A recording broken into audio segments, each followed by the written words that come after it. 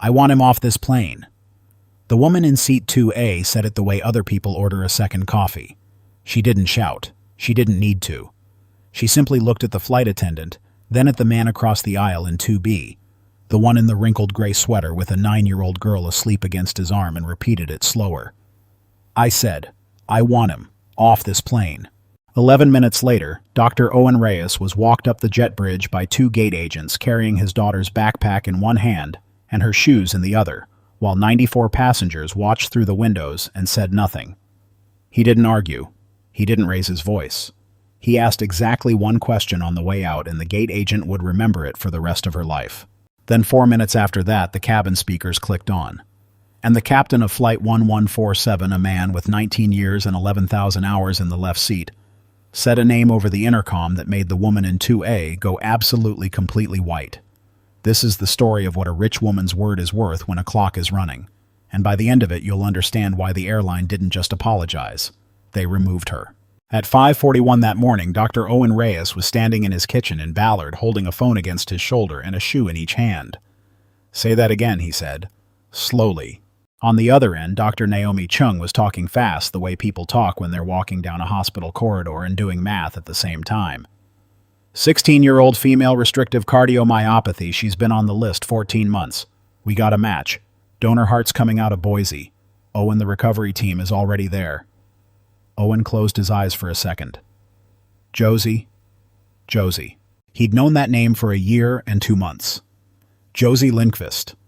A girl who had learned to say the words ejection fraction before she learned to drive, who kept a running list on her phone of everything she was going to do the day she got a new heart, and who once told him with total seriousness that number 4 on the list was, argue with someone about something stupid just because I have the energy. Where's Halverson's team? Owen asked. That's the problem. Naomi's voice tightened. Deshpande's in the OR with the aortic kid 6 hours minimum. Ellis is in Croatia. Owen, for this repair on this anatomy in this hospital, it's you or it's nobody. I've already got a room and a perfusionist. What I don't have is a surgeon in Denver. Owen was already moving. Cross-clamp window. Heart comes out around 8:15 our time. You know the number. He did. 4 hours. 4 hours from the moment a donor heart stops receiving blood to the moment it needs to be beating in someone else's chest. And every minute after the 4th hour, the odds get worse in a way no amount of skill can fix. 4 hours is not a guideline. It is a physical fact about muscle tissue, and it does not care who you are, how much you paid, or how badly a child wants to grow up. Charter, Owen said. Grounded. There's a whole system sitting on the Cascades this morning. Nothing small is going out of Boeing Field until noon. I've got you on Cascadia 1147 out of SeaTac 705. Gets you on the ground at Denver International at 10:11 local, and I will have a car on the curb with its engine running. Owen looked at the clock on the microwave, 5:44.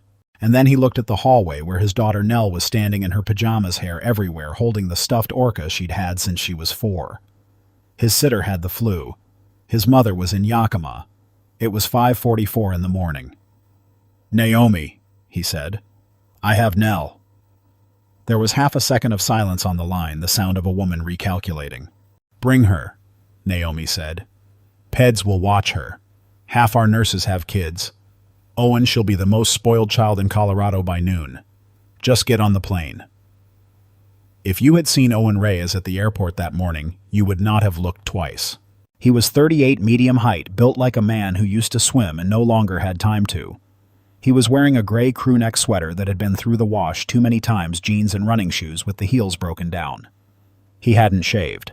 He had a canvas duffel over one shoulder, a child's purple backpack over the other, and he was holding his daughter's hand at the security line while she explained to him at length the differences between the orcas of the northern and southern resident pods. And the southern ones only eat salmon, Dad, which is why they're the ones in trouble, because if there's no salmon, then there's no orcas, Owen said. Shoes off, bug. I know, I'm doing it. He looked like a tired dad taking a kid on a trip. That was all. There was nothing about him that said anything else. No scrubs, no badge on a lanyard, no white coat. His hospital ID was in the front pocket of the duffel face down under a granola bar. There is a thing about surgeons that people who don't know surgeons tend to get wrong. On television, they are arrogant. In life, the good ones are usually the quietest people in the room because the job selects for it. You cannot be a person who needs to be seen and also be a person who spends 9 hours doing millimeter work on a heart the size of a plum. The ego burns off. What's left is a strange, flat calm. A man who can be told terrible news and respond by asking a very specific question about numbers. Owen had that calm. He'd had it for years, and it was about to be mistaken by several people for weakness. At the gate, he did 2 things. First, he texted Naomi boarding. Have or call me if the recovery team slips. Second, he crouched down in front of Nell and pushed her hair out of her face. Okay, here's the deal. When we land, we're going straight to a hospital, and I'm going to have to go be a doctor for a really long time. Like longer than a whole school day. I know. There's a girl there named Josie who's been waiting a really long time for someone to help her. Nell considered this with the deep gravity of a 9-year-old. Is she scared? Owen thought about it. He never lied to her. It was a rule he'd made early after her mother left, when he'd figured out that a kid who is lied to about small things stops believing you about big ones. Probably, he said. I'd be. Are you scared? A little. Nell nodded, satisfied, as though that were the correct answer and she'd been checking. Then she said, Can I have the window? They boarded with Group 1. Naomi had booked the only 2 seats left on the aircraft, which happened to be in the first-class cabin 2B and 2C. Not because anyone was being extravagant, but because coach had been full for 6 hours, and there was a heart coming out of a donor in Boise at 8:15. Owen let Nell take the window. He put her orca on her lap, put her backpack under the seat in front of her, and sat down in the aisle seat with his phone in his hand watching the clock. 6:47 a.m. Across the aisle in 2A, a woman was already seated, and she had been watching them since the moment they came through the cabin door. Her name was Vivian Hale, and she was by any measure the world usually uses an important person. She was 56. She was wearing camel-colored cashmere and the kind of jewelry that is expensive precisely because it does not look expensive. She had a leather folio open on her tray table and a phone face down beside it. Her hair had been done that morning at an hour when most hair is not done. Vivian Hale's grandfather had made money in timber. Her father had turned it into money in shipping. And Vivian had turned it into the thing that money becomes in its 3rd-generation position. She sat on 4 boards. She had a foundation with her family's name on it. There was a hospital pavilion in Denver, a good 1 glass and light with a healing garden that had her name carved into the stone above the entrance, because the Hale Family Foundation had given $11 million to build it. She flew Cascadia Air roughly 90 times a year, always in 2A, and she was on the board of directors of Cascadia's parent company. Not a ceremonial seat, a voting one. She was not. It should be said, a monster. That is the boring truth about people like Vivian Hale, and it is the reason stories like this one keep happening. She gave away real money to real causes. She had wept genuinely at the ribbon cutting for the pavilion. She thought of herself, and this is the important part, as one of the good ones. But she had also spent 30 years in rooms where her discomfort was the most important fact in the room. And when a person spends 30 years like that, something quietly rots. They stop being able to tell the difference between this is wrong and this is not what I would prefer. Both feel identical from the inside. Both produce the same phrase, this is unacceptable. Behind her in 3A sat a younger woman with a tablet and a travel mug. Delia Frost, 31, Vivian's executive assistant of 4 years. Delia's job on paper was scheduling. Her job in practice was to be the person who absorbed the first shockwave of every one of Vivian's dissatisfactions and converted it into something the outside world could survive. She was very good at it. She was also, though she had not admitted it to herself in words yet, about 11 months past the point where she'd stopped respecting her employer. Remember, Delia, she's going to matter more than anyone on this aircraft, including the captain. The flight attendant working the forward cabin was named Trent Colby. Trent was 29, 3 years with Cascadia, and he had figured out something early that a certain kind of person always figures out, that the fastest way up is not to be good at the job, but to be useful to people who are above you. He knew Vivian Hale on sight. He knew she flew 90 times a year. He knew, or believed he knew, that she'd once mentioned a flight attendant by name in a note to the airline, and that the flight attendant had been promoted within the month. So when Trent came through the cabin, his voice changed depending on where he was standing. At 2A, Ms. Hale, good morning, sparkling water, no ice lime on the side, and I've got the journal if you'd like it. at 2B and 2C. Sir, ma'am. A glance at Nell's stuffed orca. A glance at Owen's sweater. You two are in the right seats. Owen looked up. We are. Just checking. Trent smiled without any part of his face agreeing to it and moved on. Nell, who missed nothing, whispered, Why'd he ask that? Because we don't look like we belong up here, Owen said mildly. Read your book. That's rude. It is. He didn't elaborate. He was looking at his phone. 6:53. And above all of them, standing at the front of the aircraft with a boarding manifest in her hand, was the person who would ultimately make the single worst decision on Flight 1147, Sylvia Nunn, the lead flight attendant. Sylvia was 51, 23 years with the airline. She had a reputation among crews as someone who handled things, which in practice meant she believed the fastest way to solve a problem was to remove the least powerful person involved in it. It had worked over 23 years an enormous number of times because it almost always does. 3 people. Trent, who wanted to be useful upward, Sylvia, who wanted the problem gone, and Vivian, who had lost the ability to distinguish between an injustice and an inconvenience. None of them knew there was a clock running. None of them knew that the man in the gray sweater was the only reason a 16-year-old girl in a building with Vivian Hale's name on it had any chance at all of seeing 17. It was 6:58 a.m. The cabin door closed at 7:01. It started with an elbow. That is genuinely how it started. Not with a slur, not with a scene with an elbow and a paper cup of orange juice and a 9-year-old who was excited about clouds. At 7:22, 11 minutes after takeoff, Trent came through with the pre-departure service he'd delayed until cruise. He set a glass of sparkling water on Vivian's tray. He set a small orange juice on Nell's. Nell, who was pressed against the window narrating cloud formations to her orca, turned around fast to say thank you, because she had been raised to say thank you, and her elbow caught the edge of the cup. Maybe 2 ounces of orange juice went over the armrest across the aisle and onto the toe of Vivian Hale's shoe. Not her clothes. Her shoe. Nell froze. I'm sorry. I'm so sorry. I'm sorry. It's okay, Owen said immediately, already reaching for napkins. It's okay. It was an accident. He looked across the aisle. I'm sorry about that. Can I... Vivian Hale looked down at her shoe. And here is where the story turns, and it turns on something very small. Because there was a version of this morning where Vivian Hale said, Don't worry about it, and dabbed her shoe with a napkin, and the flight went to Denver, and a girl got a heart, and none of these people ever thought about each other again. That version was available. It was right there. It cost nothing. Instead, Vivian exhaled through her nose in that particular way and said, Do you have any idea what these are? Bimal. Owen paused with the napkins in his hand. I'm sorry. These shoes. She said it the way you'd explain something to a slow child. They're not, you can't just... She stopped, gathered herself, and switched to the register she used for staff. Where is the attendant? Ma'am, it was juice. I'm happy to pay for the cleaning, but I'm not asking you for money. Okay, Owen said. And then, because he was a father, and because his daughter was rigid in her seat with her hands over her mouth, she apologized. She's 9 and she apologized. I'd appreciate it if you'd accept it. It was the mildest sentence in the world, but Vivian Hale had spent 30 years in rooms where nobody told her what she would appreciate, and something in her face closed like a door. Excuse me? I said she apologized. I heard what you said. She turned. Trent. He was there in 4 seconds, which tells you everything about who he'd been listening for.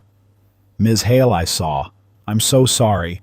Let me get you a warm towel and I'd like these seats reassigned, Vivian said. Or theirs. I don't care which. I have a board meeting in 4 hours and I need to prepare and I can't do it in a splash zone. Trent's eyes flicked across the aisle. He took in the sweater, the broken-down running shoes, the stuffed orca. He made a calculation that took less than a second, and it was the wrong one, and it would cost him his career. Of course, he said. Sir, would you and your daughter mind moving back? We've got seats available in the main cabin. Owen didn't move. There's no need for that. She spilled juice. I've cleaned it up. We're not going to spill anything else. Sir, I'm trying to accommodate everyone. You're trying to accommodate one person, Owen said. Still level. Still quiet. That's a different thing. Nell had gone very small in her seat, and Vivian Hale watching this made her second choice of the morning the one that mattered, because up to this point she could have retreated with her dignity intact. Instead, she picked up her phone, turned it face up, and said the sentence that would end her public life. "Do you know who I am?" Owen looked at her for a long moment. "No," he said. "Should I?" That was 7:26 in the morning. The donor heart in Boise was still beating in the donor's chest. There were 4 hours and 49 minutes left. Vivian did not answer the question. She did something more effective. She opened her folio, took out a business card, and held it out not to Owen, but passed him to Trent. "Give this to your lead, please." Trent read it on the way up the aisle. Whatever was on it made him walk faster. Sylvia Nunn came back within 90 seconds. "Here's what you need to understand about the next 10 minutes. At no point did anyone lie exactly. What happened instead was that a story got assembled in the air out of true parts arranged in a false shape. And once a story like that exists, it becomes extremely difficult to take apart, because everyone who repeats it has now invested in it being true." "Sir?" Sylvia crouched slightly, the professional crouch hand on the seat back. "I understand there's been an incident." "There's been a spilled orange juice," Owen said, "and a verbal altercation." "There was no altercation. Ms. Hale says she felt spoken to aggressively." Owen turned his head and looked at Vivian. Vivian looked at her folio. "Ma'am," he said, "I'd like to be very clear because I think this may matter later. My daughter knocked over a cup. I apologized. I cleaned it. I offered to pay. I was asked to change seats, and I said I'd rather not. That is the entire event. If any part of that was aggressive, I'd genuinely like to know which part." Sylvia Nunn had 23 years of experience, and every one of those years told her the same thing. The calm one is not the problem, but the calm one is the easier one to move. You cannot reason with a person who has a board seat. You can absolutely reason with a tired man in a sweater who is trying not to upset his kid. "I'm going to need you to lower your voice," she said. Owen's voice had not gone above conversational once. Nell, 9 years old and already learning the shape of this, said in a small voice, "He's not being loud."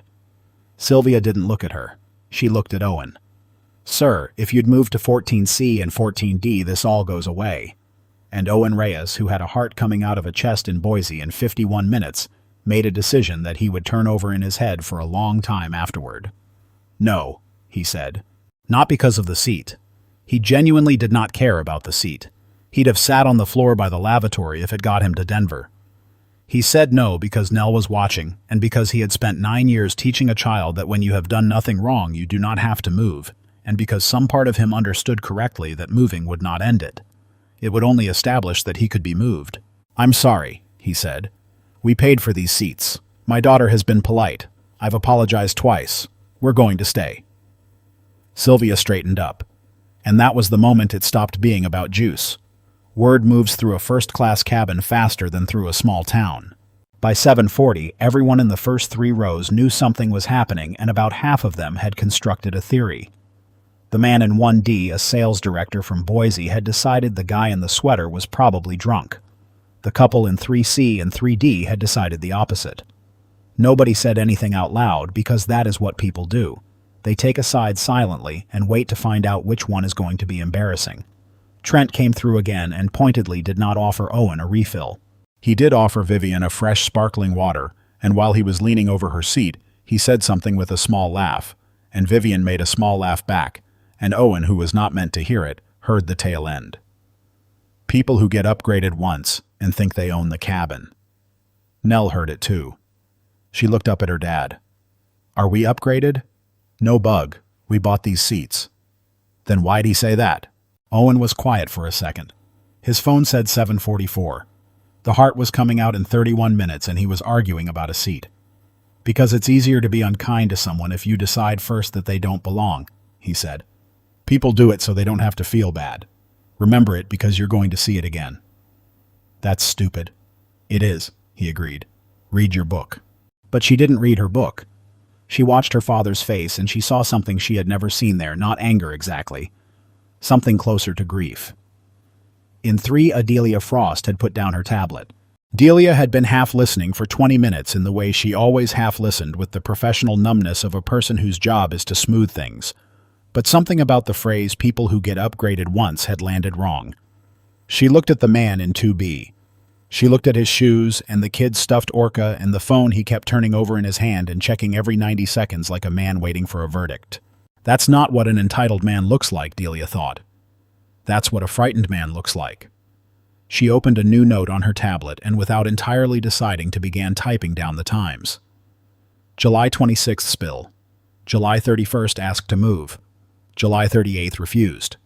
July 44th TC comment, upgraded once. She did not know why she was doing it. She would find out in 40 minutes. At 7:52, Vivian Hale wrote an email.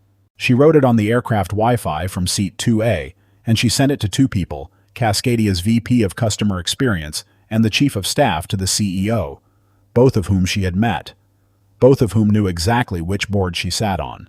The email was 140 words long, and it did not contain a single false factual statement, which is what made it lethal. It said there had been an incident in the forward cabin. It said a passenger had been verbally aggressive toward her and had refused crew instruction twice. It said she did not feel comfortable. It said she assumed the crew would handle it appropriately, and that she'd rather this not become a matter for the full board. That last sentence is the entire crime, not a lie. A weight placed on a scale by a person who knew exactly how much she weighed. 11 minutes later, Sylvia Nunn's crew tablet chimed with a message from Ground Ops that she read twice. She walked back to 2B. "Sir, I need you to gather your things." Owen looked up. "What?" "We're returning to the gate." The words took a second to land. Around them, the cabin went quiet in that specific way, the sound of 30 people pretending not to listen. Owen sat forward. "Ma'am, we're 40 minutes into a 2-hour flight. We're being directed back to the gate to resolve an onboard disturbance." "There is no disturbance." For the first time all morning, something entered Owen's voice, not volume but pressure, the sound of a man pressing very hard on a door that will not open. "Ma'am, listen to me. I need you to listen to me for 10 seconds. I am a transplant surgeon.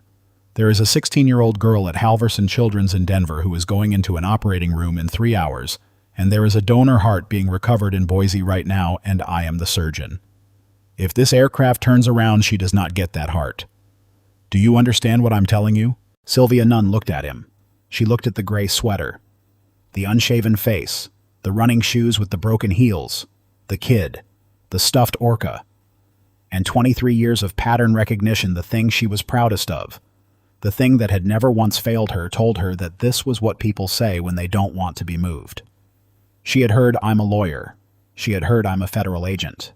She had heard, "My mother is dying twice," from men who were simply drunk. "Sir," she said, "do you have any documentation of that?" And Owen Reyes, who had thrown a duffel over his shoulder at 5:51 in the morning, while putting shoes on a 9-year-old, reached for the front pocket of his bag to produce a hospital ID card. He could not in that moment immediately find because the granola bar had shifted and because his hands were not entirely steady. Hold on. It's in here." "Sir, it's in here. Give me 10 seconds. That was the 10 seconds. That was the whole thing right there. 10 seconds and a granola bar. "Sir, I need you to gather your things." Cascadia Flight 1147 landed back at SeaTac at 8:14 a.m. and taxied to Gate S9. The captain's voice came on during the taxi, flat professional, giving nothing away. "Folks, apologies for the disruption. We've returned to the gate for an operational matter. We expect to be back in the air shortly." An operational matter. That is the language institutions use when a human being is about to be removed from a place, and it exists precisely so that no one has to hear what is actually happening. 2 gate agents came aboard. One of them, a young woman named Corinne Baptiste, would give a statement 4 days later that a federal investigator described as the single most useful document in the file. They stopped at row 2. "Sir, we're going to ask you to come with us." Owen stood up. He did not argue. This is the part that people who watched it could not stop describing afterward. He did not argue at all. He had spent 19 minutes trying to make 3 people understand a fact about a girl's heart. And somewhere in there, he had understood something himself, that he was not going to win this here. That every second he spent fighting on this aircraft was a second not spent finding another way. And that the most dangerous thing in the world for Josie Lindqvist right now was Owen Reyes losing his temper on an airplane. So he did the arithmetic the way he did it in an operating room when a repair failed at hour 6 and there was no time for feelings. This route is closed. Find another one. Nell, he said. Shoes on bug. We're getting off. Are we in trouble? No, we're not in trouble. He crouched to help her and his hands were steady now because they always were when it counted. We're going to go find a different way to Denver. He put her orca in her backpack. He picked up her shoes because she couldn't get them on fast enough, and he didn't want her holding up the aisle in front of 90 people. He straightened and he looked for 1 second only across the aisle at Vivian Hale. She was looking at her folio. She did not look up. Later she would say under oath that she genuinely believed at that moment that she was dealing with an aggressive passenger, and that she had done nothing but report her experience. And the terrible thing, the thing that makes this story worth telling, is that she probably wasn't lying. The whole cabin watched them go. 94 people. Nobody said anything. Not the sales director in 1D, not the couple in 3C and 3D, not the man in 4A who had heard the entire exchange and had thought distinctly that guy said something about a transplant. Everybody had a reason. Everybody's reason was that somebody else would surely say something and that it wasn't really their business and that the crew must know more than they did. That is how it works. It is almost never one villain. It is one villain and 93 people doing nothing. Halfway up the aisle, Nell started to cry, not loudly, just the silent kind with her face turned into her father's sleeve. And Owen Reyes, walking his daughter off an aircraft in his socks and broken sneakers in front of an entire cabin of people who had decided who he was, said the only thing he said out loud on that walk. It's okay. You didn't do anything wrong. At the top of the jet bridge, Corinne Baptiste, the gate agent, was writing on a clipboard, not making eye contact, because that is what you do. And Owen asked her his one question. What time does the next Denver flight leave? Corinne looked up. She had expected shouting. She had been braced for shouting. She had done this 11 times in 2 years and there was always shouting. 10:40, she said. Alaska, out of sea. Thank you. He shifted the backpack on his shoulder. Is there any way to get me on it? Sir? She stopped. She looked at him properly for the first time at the exhaustion and the kid and the total absence of anger where anger should have been, and something in her stomach went cold. Sir, can I ask what's in Denver? Owen Reyes said. A 16-year-old girl named Josie who is going to die today if I'm not there. And then he said, It's not your fault. Can you help me? Corinne Baptiste stood there holding a clipboard. Then she did the single most important thing anyone did that morning. She picked up the gate phone and she called the flight deck of the aircraft she had just helped to empty of a passenger, and she said, Captain, I need you to hold.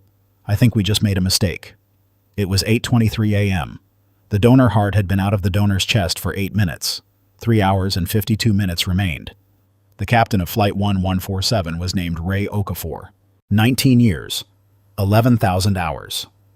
Before that, 8 years flying C-17 for the Air Force, including 2 years on aeromedical evacuation runs out of Ramstein, which is a detail that matters because it meant Captain Okafor had spent a portion of his life flying aircraft whose only purpose was to get a specific human body to a specific operating room before a specific window closed. He listened to Corinne Baptiste for about 40 seconds. Then he said, Say that name again. Reyes. Dr. Owen Reyes. Okafor pulled up the manifest on his tablet. Then he opened the ops message his crew had received at 7:59, the one directing the return to gate, and he read the notation attached to it. And then he did something a captain very rarely does. He picked up the phone to company dispatch and said, I need you to check something for me right now, and I need you to check it fast. Is there a medical priority flag on any passenger on this manifest? There was a pause of maybe 15 seconds. The dispatcher's voice came back changed. Captain, affirmative. Seat 2B. Flagged at 0611 under MPP. Requesting hospital was Halverson Children's, Denver. MPP, Medical Priority Protocol.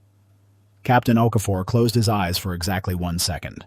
Then he unbuckled, walked out of the flight deck, and stood at the front of the first-class cabin, and instead of speaking to the crew, he reached up and took down the PA handset, and he switched it to all call so that it went to every speaker on the aircraft forward to back. 94 people heard what he said next. Ladies and gentlemen, this is Captain Okafor. I need 90 seconds of your attention, and I'm going to speak plainly because I don't think there's a polite way to do this. The passenger who was removed from seat 2B a few minutes ago is Dr. Owen Reyes. He is a pediatric cardiothoracic surgeon at Seattle Children's. He was booked on this flight at 6:11 this morning under our medical priority protocol at the request of Halverson Children's Hospital in Denver, where a 16-year-old patient is scheduled for a heart transplant at 11:30 local time. He is the operating surgeon. That flag was on the manifest before any of us boarded this aircraft. It was on my screen. It was on the crew's screen. Nobody looked.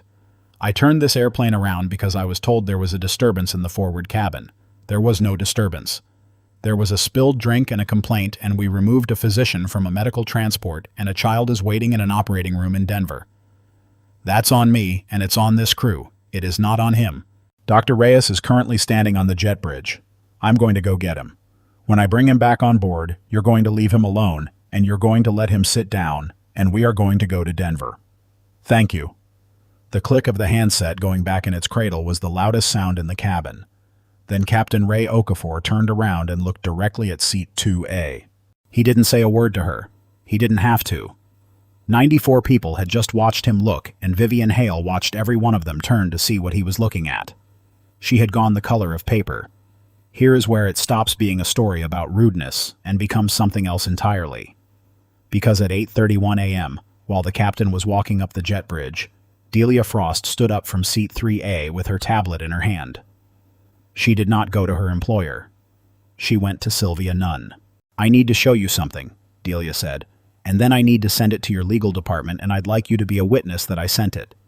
She turned the tablet around. On the screen was a PDF.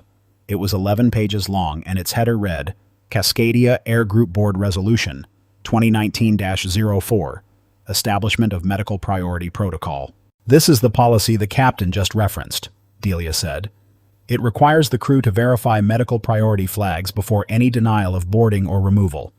It was drafted by the Passenger Advocacy Committee. It passed the board unanimously in March of 2019. She scrolled to the last page where the signatures were. At the top of the signature block above the CEOs and the position reserved for the committee chair who sponsored the resolution was a name. Vivian R. Hale. She had written it. 6 years earlier, she had sat in a boardroom in Portland and chaired the committee that created the Medical Priority Protocol, and she had made a short speech that was quoted in the minutes about how an airline is a public utility with a moral obligation to the sick. It had been by every account sincere. The pavilion in Denver went up 2 years later. There is a photograph of her at the ribbon cutting, holding scissors next to a 9-year-old cardiac patient. And at 7:52 that morning, she had sent an email that caused her own policy to be violated in order to have a man removed from an airplane because his daughter spilled juice on her shoe. That is what the phrase hoist by your own petard actually means. Not irony, not coincidence. It means the machine you built and were proud of and put your name on turns out to be the exact machine that grinds you. Delia, Vivian said from across the aisle. Her voice had changed. Delia put that away. Delia Frost. 31 years old. 4 years of absorbing shockwaves, 11 months past. The point of respect did not put it away. No, she said. I don't think I will. And then because she was very good at her job right up until the moment she stopped doing it, she added the detail that would end up in the Department of Transportation filing. Ms. Hale sent an email at 7:52 to 2 executives referencing her board seat. I have it. It went to my inbox as well because I'm copied on everything she sends. I'll be forwarding that too. Owen Reyes came back down the aisle at 8:36 a.m., carrying his daughter's shoes. The cabin did not applaud. That's not what happened, and it's worth saying so because the truth is stranger and better. 94 people sat in absolute silence and could not look at him. Shame is quieter than cheering. He sat down in 2B. He buckled Nell in. He put the orca on her lap. His hands by then had gone entirely steady. Trent Colby tried to say something as he passed, began the word sir, and Owen said without any heat at all, please don't. Flight 1147 pushed back at 8:44 and landed at Denver International at 11:02 local. Captain Okafor had requested and received priority handling from ATC, which is a thing that can be done for a medical transport and which nobody had thought to request the first time because nobody had looked at the flag. There was a car at the curb with its engine running. Dr. Owen Reyes was scrubbed and in the operating room at Halverson Children's at 11:51 a.m. The donor heart had been out of the donor's chest for 3 hours and 36 minutes. He got 24 minutes. The cross clamp came off at 3:19 that afternoon. Josie Lindqvist's new heart fibrillated, was shocked once, and began to beat on its own in a chest that had been waiting 14 months for it. Nell Reyes spent the afternoon in the pediatric family lounge on the 4th floor of the Hale Pavilion, eating vending machine pretzels and being, as predicted, spoiled by nurses. Trent Colby was terminated for cause. Sylvia Nunn, 23 years, the woman who handled things, was terminated as well. In her exit interview, she said the sentence that ended up being quoted in an internal training module, "He didn't look like a surgeon." She meant it as an explanation. It was read correctly as the entire problem. The Department of Transportation opened an inquiry. Cascadia Air Group settled it by consenting to an independent audit, mandatory retraining on the medical priority protocol across all crew bases, and a hard systems change. MPP flags now generate a red banner on the crew tablet that cannot be dismissed without two-person acknowledgement. Corinne Baptiste. The gate agent who picked up the phone was promoted to a station supervisor role. She has since told the story to something like 4,000 new hires, and she always tells it the same way, and she always ends it on the same line. "I had already done the wrong thing. Picking up that phone was just the second decision." Delia Frost resigned her position on the Monday. She now works in patient advocacy at a hospital system in Portland and does not talk about it much. And Vivian Hale. The board of Cascadia Air Group met on a Thursday. It was not a long meeting. There was no need for one because there was no argument to be had. The woman who had chaired the committee that wrote the medical priority protocol had invoked her board seat to cause its violation in writing on the record, and had done it over a shoe. Every director in that room understood that if this reached a courtroom, her email was the plaintiff's entire case. She was asked to resign. She resigned. 2 of her other 3 boards followed within the month. The Hale Family Foundation issued a statement.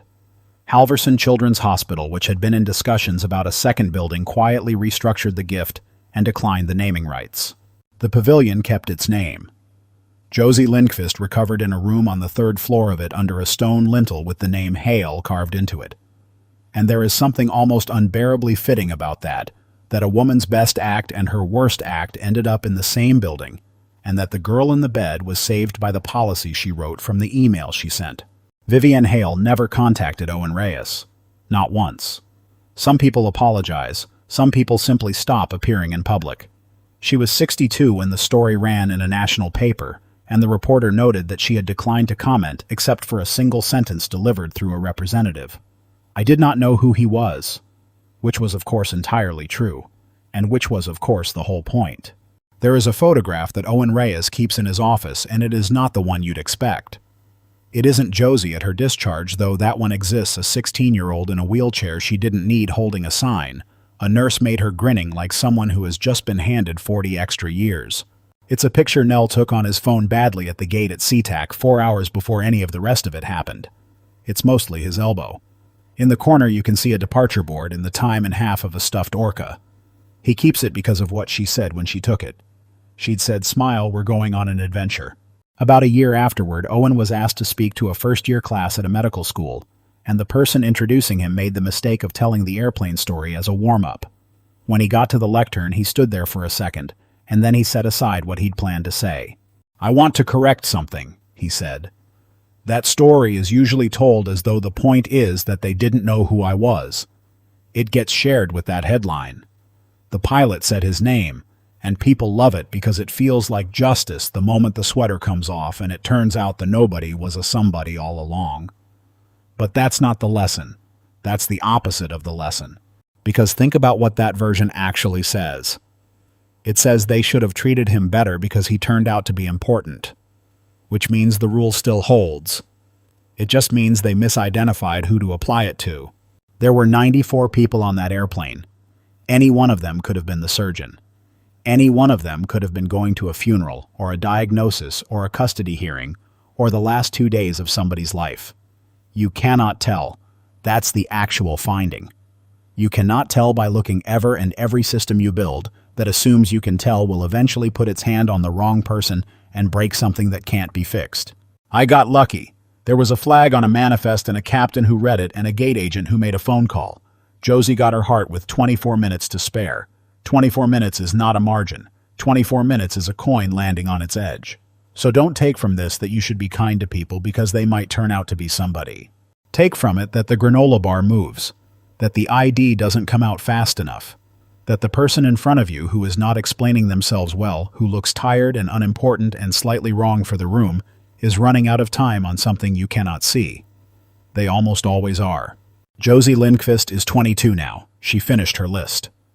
Number 4, argue with someone about something stupid just because I have the energy. She crossed off on a Tuesday in a parking lot about a shopping cart, and she says it was one of the great afternoons of her life.